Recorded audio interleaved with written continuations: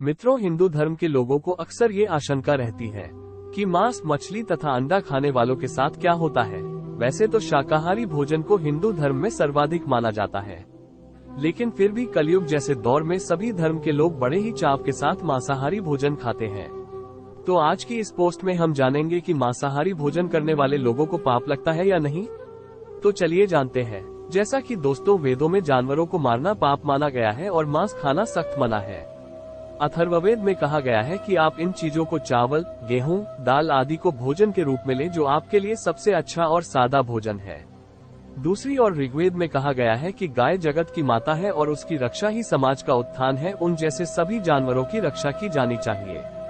गीता में मांस खाने और ना खाने का उल्लेख है, जिसे 3 श्रेणियों में बांटा गया है।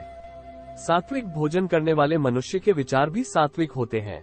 तामसिक भोजन में मांस और शराब जैसी चीजों का सेवन किया जाता है। इस प्रकार का भोजन करने वाले हमेशा अपने बुरे कर्मों की वजह से बीमार और आलसी रहते हैं। जो व्यक्ति मांस खाते हैं वो 36 प्रकार के नरकों में से एक एक करके सभी नरक में जाते हैं, जहां उनके शरीर के टुकड़े टुकड़े कर दिए जाते हैं और फिर उन हिस्सों को तेल में तला जाता है, जिससे मनुष्य के लिए झेलना बहुत ही कष्टदायी माना जाता है। इसलिए कहा जाता है कि महानता जीवन लेने में नहीं, जीवन देने में है। चलिए इसी के साथ आपको ये भी बता दें कि आखिर मांस खाने वाले ब्राह्मण के साथ क्या होता है। आज के युग में हर धर्म के लोग मांस खाते हैं। उन्हीं में से एक हमारे पूजनीय ब्राह्मण भी है। लेकिन क्या आपने कभी सोचा है ऐसा करने वाले ब्राह्मणों के साथ क्या होता है? क्या उनको भयानक सजाओं को भोगना पड़ता है या भगवान उनको माफ कर देते हैं? अगर किसी मनुष्य का जन्म ब्राह्मण परिवार में हुआ है और वो उस धर्म को त्याग कर मांस का सेवन करता है, तो ऐसे लोगों की जब मृत्यु पास होती है तब उनके दांत काले पड़ जाते हैं और पेट निकल आता है। पुराणों की माने तो उनकी मौत बहुत दर्दनाक होती है। कहा जाता है कि अगर भगवान ने किसी को इतनी श्रेष्ठता दी है और उसकी कदर ना की जाए तो भगवान का क्रोधित होना वाजिब है। स्कंद पुराण काशीखंड के 3 अध्याय में कहा गया है कि जो ब्राह्मण मांस खाता है उसके जीवन पर धिक्कार है। ऐसे ब्राह्मण को ना तो मृत्यु लोक में सुख मिलता है और ना ही मृत्यु के बाद दूसरे लोक में।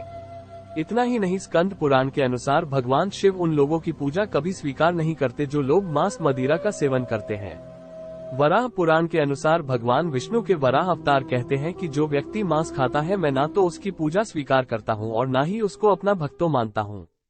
साथ ही वो पृथ्वी देवी से कहते हैं कि जो मनुष्य गौ माता का मांस खाता है उसे मैं हर तरह से बर्बाद कर देता हूँ और वो मेरे लिए एक अपराधी के समान होता है। उसकी हर सुख सुविधा को मैं मिट्टी में बदल देता हूँ। इसके अलावा भागवत गीता में श्री कृष्ण ने ये भी बताया है कि मनुष्य को क्या खाना चाहिए और क्या नहीं। भगवान कृष्ण के अनुसार मांस एक तामसिक भोजन है, जिसके सेवन से मनुष्य की बुद्धि क्षीण होने लगती है और मनुष्य अपने इंद्रियों पर से नियंत्रण खो देता है। उसके बाद मनुष्य ना चाहते हुए भी कई तरह के अपराधों का भागी बन जाता है।